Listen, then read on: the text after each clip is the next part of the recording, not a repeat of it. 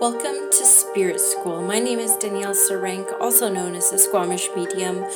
I am the host of your Spirit School, where I will share all the lessons and learnings that I have uncovered through my intuitive development and mediumship development journey. I am a professional psychic and medium, an intuitive teacher and mentor, and I look forward to walking alongside you on this journey. Hello everyone, welcome to Spirit School. Thank you for tuning in again this week, where we talk about the seat of intuition. Now, what was fascinating for me about this topic is I'd never heard that term before. And one day about a month ago, it was a month to 6 weeks ago, I was just puttering around my kitchen doing nothing. And clairaudiently, I kept picking up this term, the seat of intuition, the seat of intuition. And I was like, ooh, what's this? Like, how is this coming in so quickly and so swiftly? And I knew it was my clairaudience kicking in, because I know how to discern my clairaudience from my own thoughts now as a developing medium. And so I was like, ooh, this is something, and this is interesting. So it wasn't a term I'd ever heard before. And I had a wonderful first mediumship teacher, Shanna Lee Gibson, who's in White Rock, BC. She's no longer doing mediumship, but she is doing mentorship at a soul level. And what I loved most about studying under her was I loved listening to her speak about philosophy, spiritual philosophy. It was probably my favorite part of all the spiritual development classes I did with her. And one of the things that she taught us was when we hear something new, a new philosophy, a new term, a new idea, to not go running and look it up, but rather go inwards and see what wisdom your own soul has on the topic at hand. And we did this with the spiritualist principles. There's 7 principles of spiritualism. So she used to give them to us to read. And then instead of like Googling or having a discussion with other people, we would sit and meditate on it and kind of discern for ourselves what those philosophies mean to us. So this is how I've been trained, and this is actually how I like to inspire my students, is like, don't listen to me and everything I say. If you have a piqued interest in something that I'm talking about, go inside yourself and see what else you can pull out of this. So when I kept having this saying come up, the seat of intuition, I was really curious. And so I refused to Google it. And I decided to work with Spirit on trying to get my own understanding of what this could potentially mean. And I do feel that when things come up this easily, especially when it comes through one of my clairs, it's something that I'm supposed to be paying attention to. And this is the other thing, is that I wouldn't think about it all the time, and then it would just come into my awareness again. So I was like, okay, I haven't forgot about this. So what I do is I will go into a meditation and I'll place the thought to Spirit. Spirit, what do I need to know about the seat of intuition? How come this is coming to my awareness at this time? And I would just journal. So much of what I'll be talking about today on what I feel like the seat of intuition is actually based off of some of my notes from my meditation sessions and my communications with Spirit. So the definition that I came up with through my multiple meditation sessions and just pondering this spiritual philosophy, I suppose, was the seat of intuition is the harmonious relationship between your physical body, spiritual energy body, and your soul's wisdom. So it was quite big for me when I wrote that down, and it kind of came through me in a channeling state, as is much of the information I'm bringing through today. So sometimes when that happens to me and I end up channeling more of a message than thinking about it too much, it's almost like it's coming out so fast I don't have time to fully comprehend it. So it was interesting for me that was the definition that came out. So one thing I felt inspired to surround this podcast around was like, okay, so if that's the seat of intuition, then how do we sit in that seat? How do we get there? So if we were to focus first on the physical body, so one of the clear messages I felt I received was around our harmonious relationship with our physical body and nurturing our relationship with that part of ourselves. And that is very important to developing our intuition. And I truly feel is one of the life lessons that so many of us are faced with is loving ourselves inside and out. And yeah, there's so much wisdom that our bodies hold. And when we tune into that wisdom, we need to have a really healthy relationship with that part of ourselves. So just to share a little bit about my experience with this is, I had a really rough upbringing, as most of us did. I'm pretty sure a lot of people would resonate with what I'm about to say, but I experienced like abuse on different levels from being a very young age until being in my early 20s. I seemed to attract abusive relationships. There was a time, for a long time, that I pretty much ignored my body. Like, I never looked at it in the mirror. I never paid much attention to it. I sure didn't nourish it or feed it well. I was completely in a state of ignoring it, is the only way I could describe it. I never even appreciated all the wonderful things that my body did for me.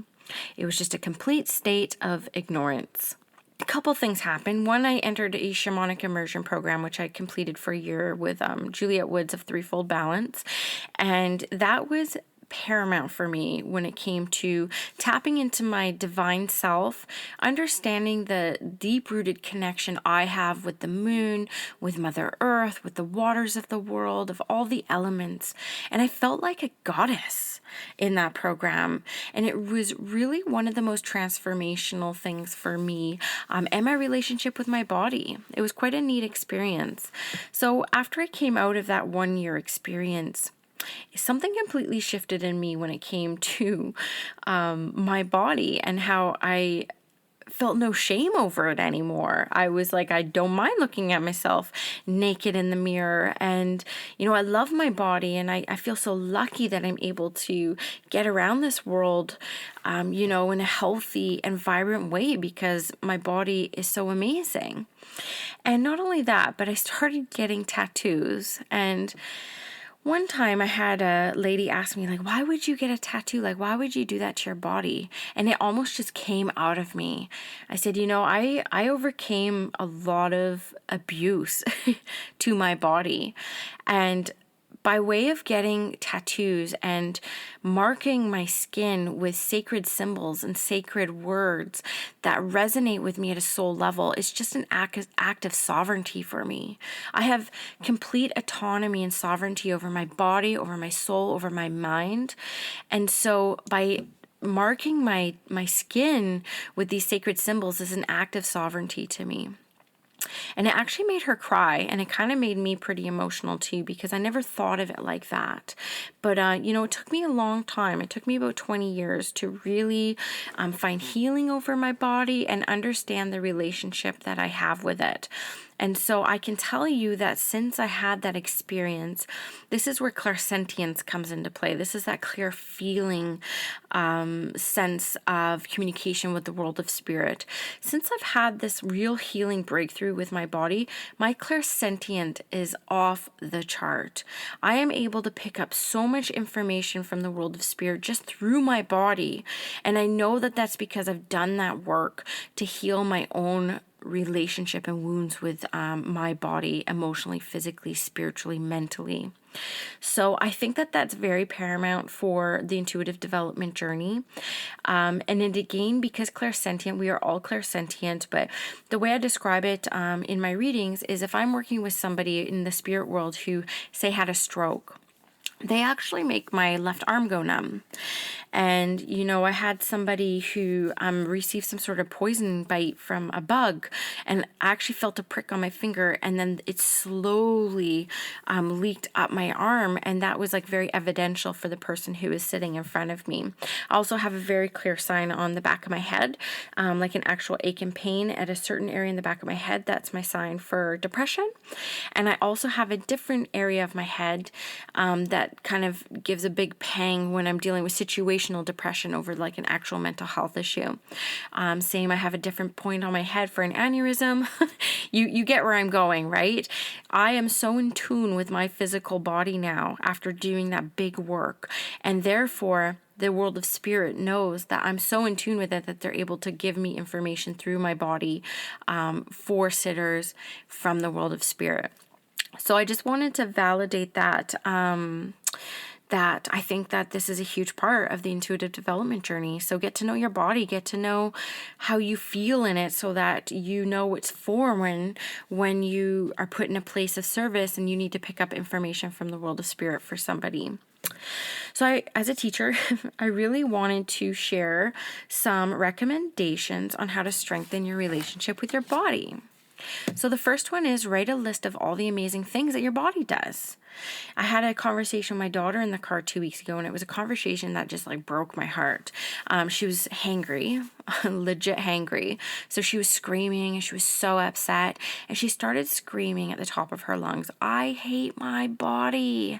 And I mean, I'm raising a little goddess here, right? And so my heart is like broken hearing her say this. And this is obviously learnt language from school, because these are not things that are said in my household. That's for sure. And so as a mom of a 5-year-old girl saying she hates her body, I immediately turned into teacher mode, and I was like, Katie Jane, I'm like, look how amazing our bodies are. We can run and we could jump and we could dance and we do gymnastics and yoga and we walk and we hike and we give high fives and tickles. And I just ran through this list of all the amazing things that our body does. And she calmed down, and now that's actually one of our daily dialogues with each other, as we list out all the amazing things that our body does. And so I encourage you to do that as well. Let's get on a very positive high vibe love fest with our bodies.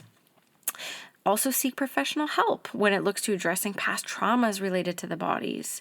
You know, through my abuse recovery, I did trauma-informed care.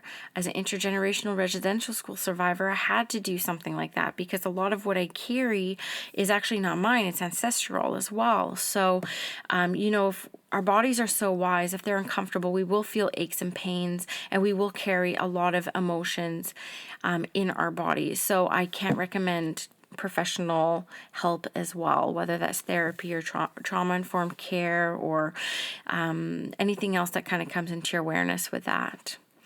Start seeing food as medicine for the body. So I recently just got a book that one of my students recommended to me by the medical medium Anthony Williams, and it's called Life-Changing Foods. I cannot recommend this book enough. I'll just give you an example that she gave me, which is around oranges. So oranges are the happy fruit. So they're the ones that are full of vitamin D. So if you're feeling down and you're feeling down in the dumps and a little bit sad and depressed, have an orange. It will boost your mood and raise your vibrations. So in the book, he lists out all the health benefits, but also all the emotional and spiritual benefits of food. So getting something like that may help you see food as actual medicine for your body.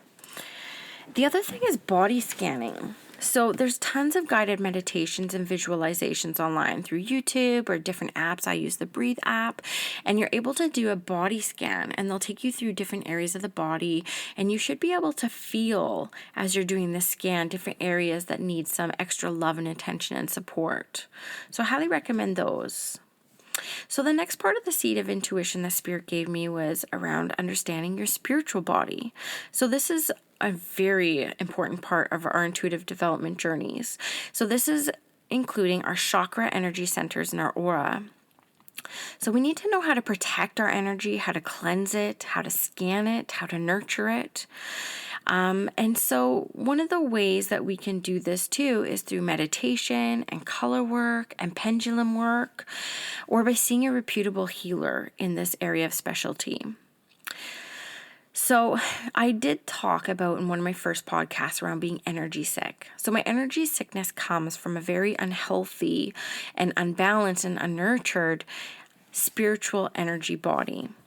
So I had to learn how to do a body scan for the health and well-being of my chakras and my energy centers to be able to identify where I may need some extra love and attention energetically to avoid energy sickness. Another thing I had to learn how to do was how to work with my aura. So I had to learn how to expand it and retract it, because I want to expand it when I'm in a place of service. Like if I'm doing my readings or if I'm doing my classes, I want to be able to reach the loved ones on the other side and the teachers in the spirit world and my guides and the angels. So I'm focusing on expanding my aura. But when I'm wanting to go to Costco or to my kids' school play, I'm going to be retracting my aura to protect my energy. So I'm not out all the time. So I use that actually as a visualization to bring it out, bring it in, bring it out, bring it in. And then working with the world of colors. It's like, typically for me, and everybody has their own definitions of their own colors, but if I see my aura as being like green or blue or pink, it's a really healthy, vibrant state. But if I see it actually like a red or a brown, I know that my aura could use a little bit of a brush off and a little bit of a dusting. So I wanted to give you some exercises on how to get to know your energy body and how to kind of check out its health and well-being, if you will. So pendulum work. Now, this is one of the only ways I actually use a pendulum. I used to early on use it thinking that it would communicate with the world of spirit, and maybe it was, maybe it wasn't, but didn't find it to be incredibly accurate. But when it comes to scanning my chakras, I find the pendulum to be the most accurate. So I'll actually sit in a chair and I'll hold the pendulum out about 6 inches from my body, and I'll go down. I'll start at the root chakra. So just hold it in front of my lap, around the buttocks and, that area of your body. And I would get my pendulum to give me a sign for yes, give me a sign for no. And then I would hold it in front of the root chakra and say, is my root chakra charged, energized, and balanced? And I would either get a yes or a no. Then I would go to the sacral. I would go up a couple inches. Is my sacral chakra balanced, energized, and rejuvenated? I would use words like that, and I would go through all my chakras, and at least 1 or 2 of them would have a no, and the rest would have a yes. Then I would sit and send color to those areas of my body that got a no. And that would be my balancing of my chakras. Like, that's how I've done it, since I started doing my intuitive development journey. Like the body scan as well, you can do that with your aura and with your chakras, not just body parts. So if you can find a guided meditation or even do your own visualization and go through the chakras and lay down or however you want to do it, you should be able to feel chakras that may be out of balance. It might be harder to actually see them and visualize them. You might actually find it easy to skip over one. Anytime you feel that, just know that that might be that chakra needing some extra attention and love. So I told you about expanding your aura, visualizing white light around your body. And if you do that, if you do the aura exercise where you expand it and then you retract it, I really want you to pay attention and journal how you feel. So if you walk around intentionally with your aura expanded outwards, do you feel dizzy? Do you feel unclear? Do you feel a little bit energetically drained? I want you to write stuff like that down. And same with if you're retracting your aura and you're actually putting it, I put it just about 6 inches to a foot around my body. How do you feel? Do you feel more grounded? Do you feel like a little bit disconnected? Like, what are the words that you feel when you're doing this? Because you'll want to know what's best for you, because what works for me is not going to work for everybody. And then crystal healing. So after I do my pendulum work or my energy scan, I will use crystals to help balance those areas that need it the most. So as an example, one day a couple months ago, I was not doing very well. I was off work for a couple months, and really early on, I did one of my pendulum works to see how my chakras were. And 2 of my chakras were completely out of whack. It was my solar plexus and my sacral. So I laid down on my bed after I determined that, and I grabbed 2 stones. I grabbed a citrine and I grabbed a carnelian stone. Carnelian for the sacral and the citrine for my solar plexus. And so I actually laid on the bed, and I put the crystal on the sacral and the crystal on the solar plexus, and I just breathed in those colors. And then I ended up having an angel experience, which was really amazing. It was a great way to heal my energy body and get an angelic experience at the same time. So that's the seat of intuition when we talk about your harmonious relationship with your spiritual energy body. So the third part of the seat of intuition, based off of my definition, based off the work I've done, is understanding our soul's wisdom and the knowledge it holds for us during this experience of life. So I believe that our soul's wisdom is what is very connected to what many call the Akashic Records. Now, I don't know much about the Akashic Records. I'm just starting a course right now with Rebecca Campbell on it. But I imagine, because I did read a lot of Sylvia Browne books when I was younger, that this is kind of what she calls the Hall of Records. This is where our soul's information is kept, almost on scrolls, I imagine. I'm so literal when they talk about like a Hall of Records and Akashic Records. But it's basically the information house of our past lives, our current life, and even our future lives. So knowing that we are souls and spirit before we are even human. Of course, we have all the divine wisdom within ourselves. Of course, our souls are all knowing.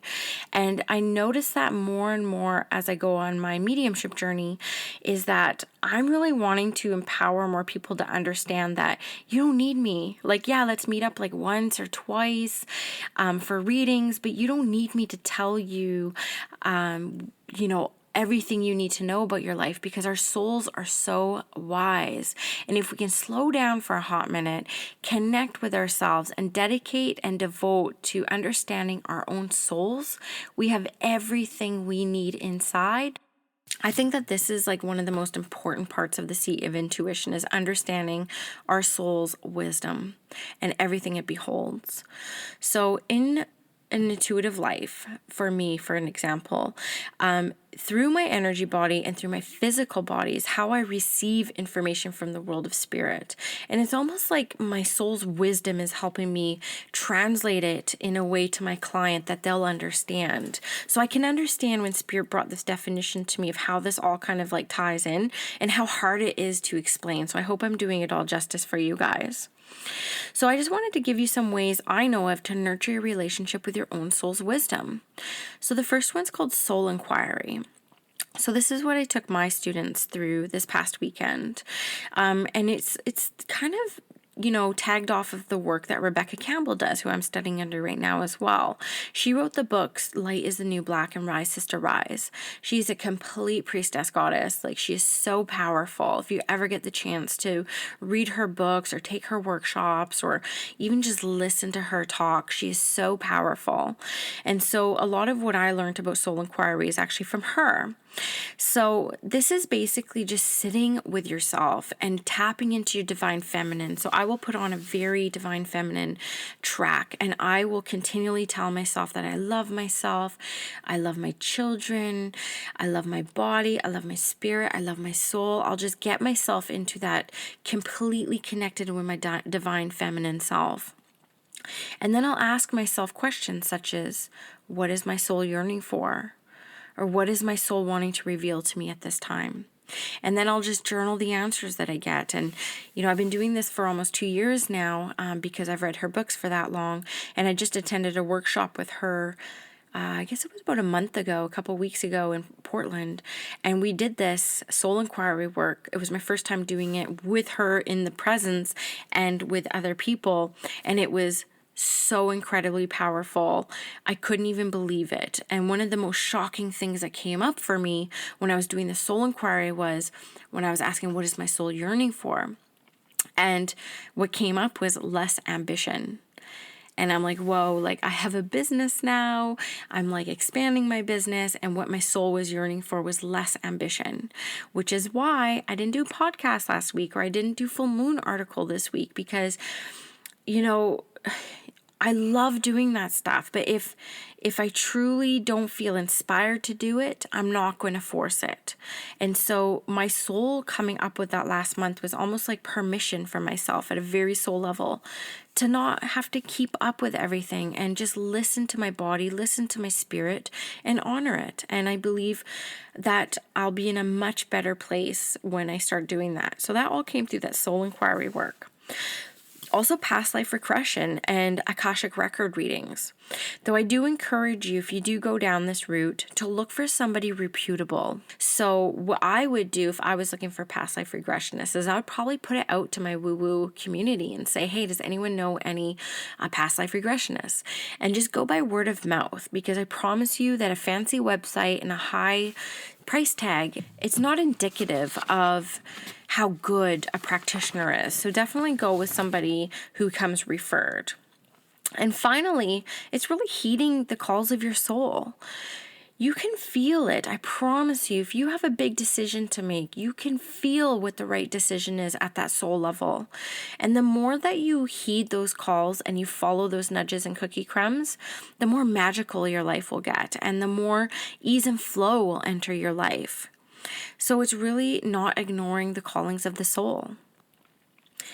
So the other thing I wanted to tell you too about the soul, which I didn't actually know until very recently, to be honest with you. I think when I read Kyle Gray's book very recently, but around that soul star chakra. So it's that 8th chakra that sits about 6 inches above our head. And I actually picture it as like a golden star. And so this is where some believe that our soul resides, is about 6 inches outside of our body. Now, I don't know how I feel about that, but I need to share what I've read with that. But I did have a very powerful experience when I was with Rebecca Campbell a few weeks ago, where she had us meditate and kind of focus our intention on that soul star chakra.